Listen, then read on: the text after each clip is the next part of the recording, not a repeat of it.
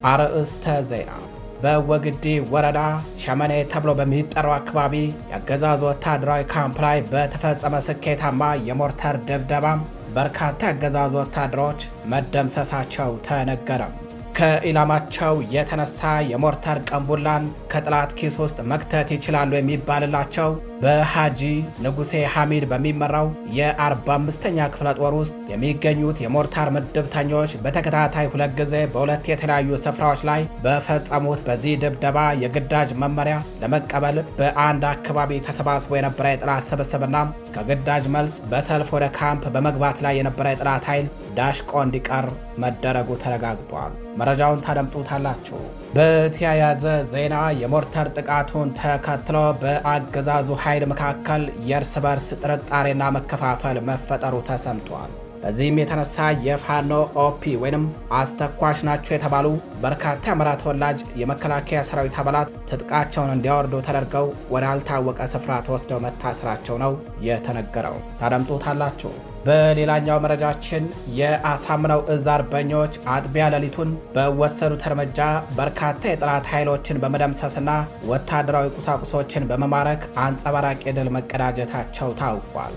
አርበኞቹ ጨለማን ተገን በማድረግ የጠላት ካምፕን ጥሰው በመግባትና ከበባ በመፈጸም እጅግ በረቀቀ መንገድ ነው እርምጃውን የወሰዱትም ተብሏል። እርምጃውን ተከትሎ ከንጋት በኋላ በጠላት ቤት ከባድ ሽብርና ጭንቀት ነግሷል። በርካታ ወታደሮችም ከነሙሉ ትጥቃቸው ከአሃዳቸው በመጥፋት ፋኖን ተቀላቅለዋል። መረጃውን ታደምጡታላችሁ። በሌላኛው መረጃችን የፋኖ ሰርጂካል ኦፕሬሽን ምድብተኞች በደብረ ማርቆስ ከተማ ውስጥ በወሰዱት መብረቃዊ እርምጃ 16 ያገዛዙ ወታደሮችን በመደምሰስ እና አንድ ወታደራዊ ፓትሮል ተሽከርካሪን በማውደም አንጸባራቂ ድል ተቀዳጁ።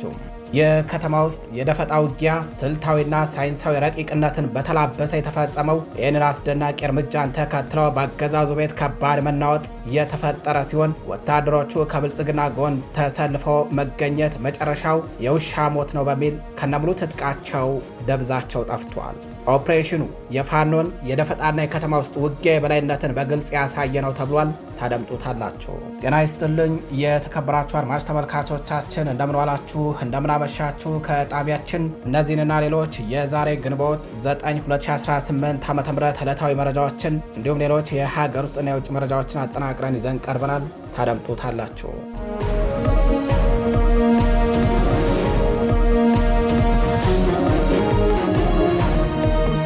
ወደ ቀዳሚው መረጃችን እናልፋለን። በወግዲ ወረዳ ሸመኔ ተብሎ በሚጠራው አካባቢ በሚገኝ የአገዛዙ ወታደራዊ ካምፕ ላይ በተከታታይ ሁለት ጊዜ በሁለት የተለያዩ ስፍራዎች ላይ በተፈጸመ የሞርተር ድብደባ በርካታ የአገዛዙ ወታደሮች መደምሰሳቸው ታውቋል። በአማራ ፋኖ ብሔራዊ ንቅናቄ ምኒልክ ዕዝ 105ኛ ኮር በሃጂ ንጉሴ ሐሚድ የሚመራው የ45ኛ ክፍለ ጦር የሜካናይዝድ ምድብተኞች ዛሬ ግንቦት 9 2018 ዓ.ም ማርፈጃው በወግዲ ግንባር ሸመኔ ተብሎ በሚጠራው ቀበሌ ውስጥ በሚገኝ በአንድ የጠላት ካምፕ ላይ በፈጸሙት የሞርታር ድብደባ የጠላት አከርካሪን በመስበር አንጸባራቂ ድል ተቀዳጅተዋል። የሞርተር ጥቃቱ የተፈጸመው በተከታታይ ሁለት ጊዜ ሲሆን በካምፕ ውስጥ በሁለት የተለያዩ ስፍራዎች ላይ አርፎ የጠላትን ኃይልና ወታደራዊ ንብረት ዳሽቆ እንዲቀር አድርጎታል። በመጀመሪያው የሞርተር ድብደባ በሸመኔ ቀበሌ ፒያሳ ተብሎ በሚጠራው አካባቢ በሚገኘው የጠላት ካምፕ ውስጥ የግዳጅ መመሪያ ለመቀበል ተሰባስበው በነበሩ የጠላት ኃይሎች ላይ ሲሆን የሞርተር ቅንቡላው በመሃላቸው ላይ አርፎ ዶግ አመድ አድርጓቸዋል። ሁለተኛው የሞርተር ድብደባ ደግሞ በዛው በሸመኔ ቀበሌ ፒያሳ ከሚገኘው ካምፕ በስተጀርባ ከግዳጅ ውለው በሰልፍ ወደ ካምፑ እየገቡ በነበሩ የጠላት ወታደሮች ላይ አርፎ ብርቁስቁሳቸውን አውጥቶታል። ከኢላማቸው የተነሳ የሞርተር ቅንቡላን ከጠላት ኬስ ውስጥ መክተት ይችላሉ በሚል የሚሞካሹት የ45ኛ ክፍለ ጦር ሜካናይዝድ ክፍል ውስጥ የሞርተር ምድብተኞች በተከታታይ ሁለት ጊዜ በሁለት የተለያዩ ስፍራዎች ላይ በፈጸሙት በዚህ ጥቃት ከ15 በላይ የሚደርሱ ያገዛዙ ወታደሮች ሲገደሉ ከ20 በላይ የሚሆኑት ደግሞ ክፉኛ የቆሰሉ ሲሆን ከቁስለኞች መካከል ከፍተኛውን ቁጥር የሚይዙት በጥቃቱ እጅና እግራቸው የተቆራረጠ እንደሆነ ለማረጋገጥ ተችሏል። የሞርታር ድብደባውን ተከትሎ በአገዛዙ ኃይሎች ዘንድ እርስ በርስ መከፋፈልና መጠራጠር የተፈጠረ ሲሆን በዚህም የፋኖ ኦፒ ወይንም አስተኳሽ ትሆናላችሁ በሚል ጥርጣሬ ብቻም በርካታ የአማራ ተወላጅ የሆኑ ወታደሮች ተመርጠው ትጥቅ እንዲያወርዱ ተደርገው ወዳልታወቀ ስፍራ ተወስደዋል ነው የተባለው። በተጨማሪም በወግዲ ወረዳ ካቢኔ ውስጥ ደገኛና ቆለኛ በሚል ከፍተኛ የእርስ በርስ ግጭት ተቀስቅሷል።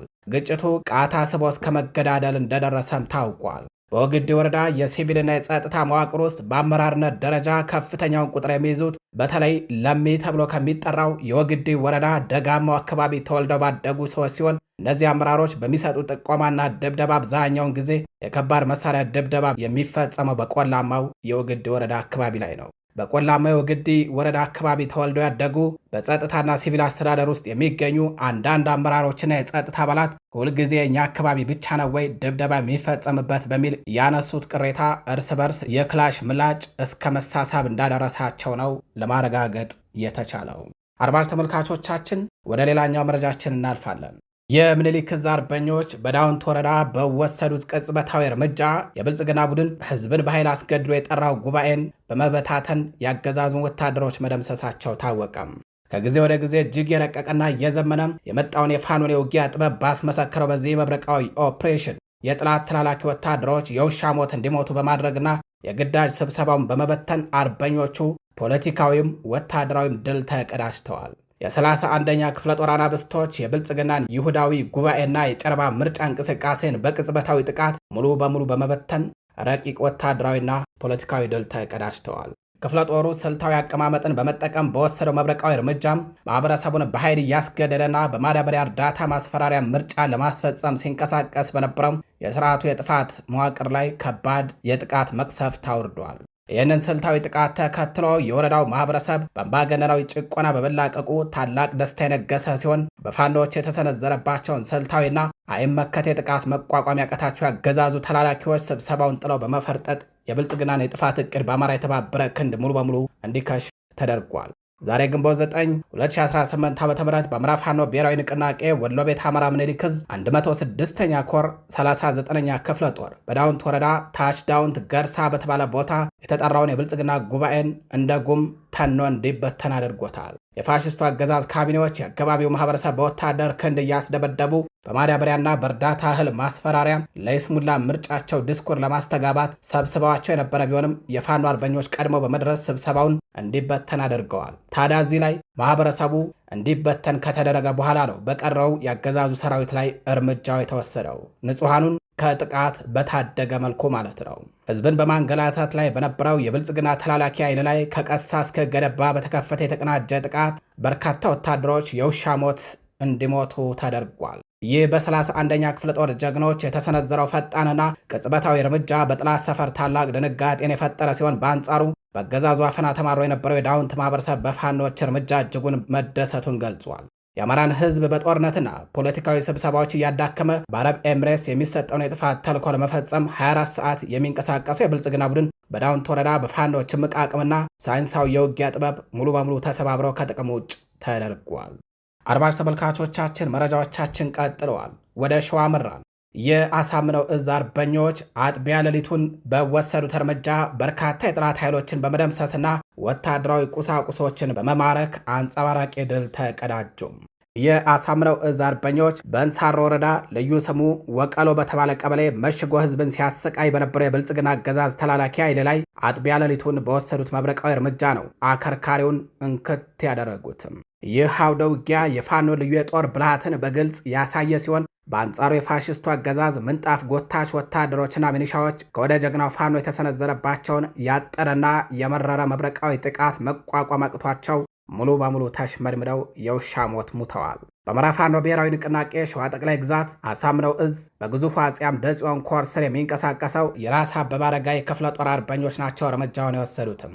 በክፍለ ጦሩ ስር የአርበኛ አሊ ሬጅመንት ቃኞችና ከሌሎች ሻለቆች የተውጣጡ የፋኖ ኮማንዶዎች ትላንት ግንቦት 8 2018 ዓ.ም ለዛሬ አጥቢያ ሌሊቱን ጨለማን ተገን አድርገው በጠላት ምሽግ ላይ ከበባ በመፈጸም የእሳት ዶፍ አዝንበዋል። ህዝብን የምርጫ ካርድ አውጡ በሚል ሲያሰቃይና ሲበዘብዝ በነበረ የዚህ ፋሽስታዊ አገዛዝ ተላላኪ ኃይል ላይ በተፈጸመው አስደናቂ የሌሊት ኦፕሬሽን በርካታ የሚሊሻ አባላት ሙትና ቁስለኛ ሲደረጉ፣ በርካታ ወታደራዊ ቁሳቁሶችን በጀግኖቹ ቁጥጥር ስር ውለዋል። ይህ በፋኖ ጀግኖች የተወሰደው ሳይንሳዊና ስልታዊ ጥቃት በጠላት ሰፈር ውስጥ ከፍተኛ ድንጋጤንና መሸበርን የፈጠረ ሲሆን፣ የአገዛዙ መዋቅር ሙሉ በሙሉ እየፈረሰ ለመምጣቱ ማሳያ የሚሆኑ ክስተቶች በግንባር ታይተዋል። የፋኖን ፍትሐዊ ዓላማና የማይበገር ክንድ የተረዱ የጠላት ወታደሮች መክዳታቸውንና ጀግናው ፋኖን መቀላቀላቸውን ቀጥለዋል። በዚህ መሰረት አንድ የአገዛዙ የሚሊሻ አባል ሙሉ ትጥቁን ይዞ የአጼ አምደ ጽዮን ኮር 77 ክፍለ ጦርን ሲቀላቀል፣ በተመሳሳይ ከዚህ ቀደም ከፋኖ ጋር ግንኙነት አለ በሚል በበላይ አለቆቹ ታስሮ የነበረ አንድ የ104ኛ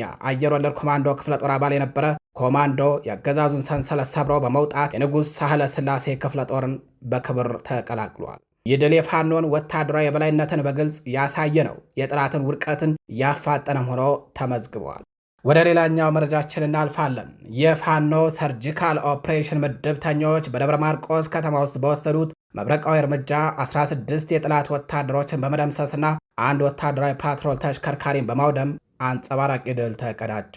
ኦፕሬሽኑ የፋኖን የደፈጣና የከተማ ውስጥ ውጊያ የበላይነትን በገሃድ ያሳየ ነው ተብሏል። የከተማ ውስጥ የደፈጣ ውጊያ ስልታዊነትና ሳይንሳዊ ረቂቅነትን በተላበሰ መልኩ ነው የተፈጸመውም ሲል ኮሩ አስታውቋል። በምዕራብ ፋኖ ብሔራዊ ንቅናቄ ቴዎድሮስ ዕዝ 206ኛ ኮር የሰርጂካል ኦፕሬሽን ምድብተኞች ዛሬ አጥቢያ ሌሊቱን በወሰዱት መብረቃዊ የቦምብ ጥቃት 7 የአድማ ብተና አባላትን በመደምሰስና መኪናቸውን ሙሉ በሙሉ በማውደም በጠላት ላይ ከባድ ኪሳራ በማድረስ አንጸባራቂ ድል ተጎናጽፈዋል። የሰርጂካል ኦፕሬሽን ምድብተኞቹ ጨለማን ተገን በማድረግና የጠላትን እንቅስቃሴ በጥብቅ በመከታተል እጅግ በረቀቀና ስልታዊ በሆነ መንገድ ኦፕሬሽኑን በስኬት ፈጽመዋል። የፋሽስቱን የብልጽግና አገዛዝ የጸጥታ መዋቅር መፈናፈኛ እያሳጡት የሚገኙት የ206ኛ ኮር የሰርጂካል ኦፕሬሽን ምድብተኞች በደብረ ማርቆስ ከተማ ውስጥ ባሉ የስርዓቱ ተላላኪዎች ላይ የፈጸሙት አስደናቂ የሌሊት ኦፕሬሽን የጠላትን ጓዳ ያንበራቆሰ ሆነዋል። ጥቃቱ የተፈጸመው ትናንት ግንቦት 8 2018 ዓ.ም ለዛሬ አጥቢያ ሌሊት 7 ሰዓት ገደማ ላይ ሲሆን በደብረ ማርቆስ ከተማ ነሐሴ 30 ሆቴል ፊት ለፊት ሲንቀሳቀስ በነበረ የሰሌዳ ቁጥሩ ኮር 3 62 415 በሆነ የጠላት መኪና ላይ ነው የቦምብ ውርጅብኝ የወረደው። በዚህ ድንገተኛ መብረቃዊ የቦምብ ጥቃት መኪና ውስጥ የነበሩ 7 የአድማ ብተና አባላት ወዲያውኑ ሲገደሉ፣ ሌሎች 9 ያህሉ ደግሞ በጽኑ ቆስለው በአሁኑ ወቅት በወታደራዊ ካምፕ ውስጥ በሕክምና ላይ እንደሚገኙ ተረጋግጧል። ይህንን የረቀቀ ስልታዊ ጥቃት ተከትሎ በአገዛዙ መዋቅር ውስጥ ታላቅ ድንጋጤና መሸበር የነገሰ ሲሆን ከዚህ ጸረ ሕዝብ አገዛዝ ጎን መሰለፍ የውሻ ሞት መሞት መሆኑን የተረዱ 3 ወታደሮች ከነሙሉ ትጥቃቸው ወደ ጀግናው ፋኖ መኮብለላቸው ተረጋግጧል። በዚህ መሰረት 3 ወታደሮች ሙሉ ትጥቃቸውን በመያዝ 206ኛ ኮር ሰራዊትን በክብር ተቀላቅለዋል። ይህ ድል የፋኖን የደፈጣና የከተማ ውስጥ ውጊያ የበላይነትን በግልጽ ያሳየ ሌላኛው አንጸባራቂ ድል ሆኖ ተመዝግቧልም ነው የተባለው። የተከበራችሁ አድማጭ ተመልካቾቻችን ወደ ሌላኛው መረጃችን እናልፋለን። የተላላኪው አብይ አህመድ ሰራዊት እየፈራረሰ ፋኖን መቀላቀሉን ቀጥሏል። የተላላኪውና የሀገር አፍራሹ ብልጽግና አገዛዝ ወታደሮች የስርዓቱን ጸረ አማራነትንና ሀገር አውዳቢነትን በመረዳት እንዲሁም ፋኖ የሚታገልበትን ዓላማ ትክክለኛነት በመገንዘብ ከነሙሉ ትጥቃቸው ከስምሪት ቀጠናቸው በመጥፋት ትግሉን እየተቀላቀሉ ይገኛሉ። ትናንት ግንቦት 8 2018 ዓ.ም 3 የአገዛዙ ወታደሮች በምዕራብ ፋኖ ብሔራዊ ንቅናቄ ቴዎድሮስ ዕዝ 206ኛ ኮር 34ኛ ክፍለ ጦርን መቀላቀላቸውን መረብ ሚዲያ ከክፍለ ጦሩ ህዝብ ግንኙነት ክፍል ለማረጋገጥ ችሏል። ፋኖን ከተቀላቀሉ 3 ወታደሮች መካከል ቀናው ካሳ የተባለው ወታደር ደጀን ወረዳ ጉባኤ ከተማ ከሚገኘው ካምፕ የወጣ አድማ ብተና አባል ሲሆን ቀሪዎቹ ሽመልስ ጌትነት ደብረ ማርቆስ ከሚገኘው የሚኒሻ ካምፕ፣ ታየው እንዲፍራው ባሶሊበን ከሚገኘው ካምፕ የወጡ የሚኒሻ አባላት መሆናቸውን ነው ጣቢያችን መረብ ሚዲያ ለማረጋገጥ የቻለው። 34ኛ ክፍለ ጦር በጸረ አማራው አገዛዝ ሰራዊት ላይ መብረቃዊ ጥቃት በመፈጸም ከበባ በማድረግና በመደምሰስ ከሚቀዳጀው ድል ጎን ለጎን በስቦ ማስከዳትም ደማቅ ድል እየተቀዳጀ እንደሚገኝ ነው የተመላከተው። የተላላኪው ብልጽግና አገዛዝን ሀገራዊ ዳሚነት እንዲሁም በህግ ማስከበር ስም በአማራ ህዝብ ላይ እየፈጸመ ያለውን የዘር ማጥፋት በሚገባ የተረዱ ወታደሮች ከነሙሉ ትጥቃቸው ከስምሪት ቀጠናቸው በመጥፋት ፋኖን በገፍ እየተቀላቀሉ እንደሚገኙ ነው ጣቢያችን መረብ ሚዲያ ለማረጋገጥ የቻለው። በሌላኛው መረጃችን ሚኒሻ ወደ እርሻ መመለስ ጀመረም። የአምባገነኑና የተላላኪው ብልጽግና ቡድን ዕድሜ ማራዘሚያ ሆነው ሲያገለግሉ የነበሩ በርካታ የሚሊሻ አባላት የአገዛዙን ጸረ ህዝብነት በመረዳት ወደ ወገኖቻቸውና ወደ ግብርና ስራቸው መመለሳቸው ታውቋል። እነዚህ ታጣቂዎች በሸዋ ጠቅላይ ግዛት መርሐቤቴ አውራጃ ህዝብን ይቅርታ የጠየቁ ሲሆን ጀግናው የመርሐቤቴ ህዝብና የፋኖ ከፍተኛ አመራሮችም የአገዛዙን ሴራ በማክሸፍ የሚሊሻ አባላቱን ጥያቄ በታላቅ ወንድማዊ ክብር ተቀብለው እንዲቀላቀሉ አድርገዋቸዋል። ሁልጊዜም በይቅር ባይነቱ በጽናቱ በአርቆ አሳቢነቱ የሚታወቀው ጀግናው የአማራ ህዝብ የአገዛዙን የአጥፊነት ድራማና የከፋፍለ ግዛ ሴራ በማክሸፍ ወደ እቅፉ የመጡትን ወንድሞቹን እየተቀበለ ይገኛል።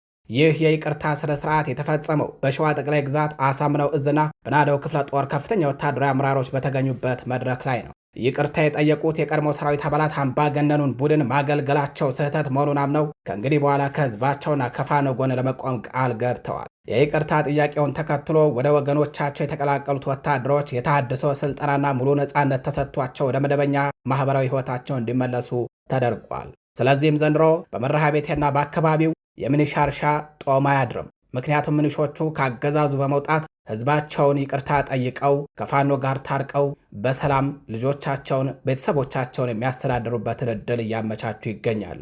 ይህ የፋኖ ትግል የጥፋት ሳይሆን የሰላም የአንድነትና የፍትህ መሆኑን በተግባር ታይቶበታል ነው የተባለው። ይህ የእርቅ መድረክ በአማራ ህዝብ መካከል ያለውን ጠንካራ አንድነት፣ ይቅር ባይነትና የወንድማማችነትን እሴት በድጋሚም ያረጋገጠ ነው። በተጨማሪም በአሁኑ ወቅት በአገዛዙ ቀንበር ስር ሆነው ህዝባቸውን እንዲወጉ ለሚገደዱ ሌሎች ወታደሮች ትልቅ የህሊና ጥሪ ያቀረበ መሆኑም ተገልጿል። የተከበራችሁ አድማጭ ተመልካቾቻችን ለዛሬ ግንቦት 9 2018 ዓ.ም ይዘናቸው የነበሩት ዕለታዊ የግንባር መረጃዎቻችን እነዚህን ይመስላሉ። በሌሎች መረጃዎች እስከምንገናኝ ቸር ቆዩ።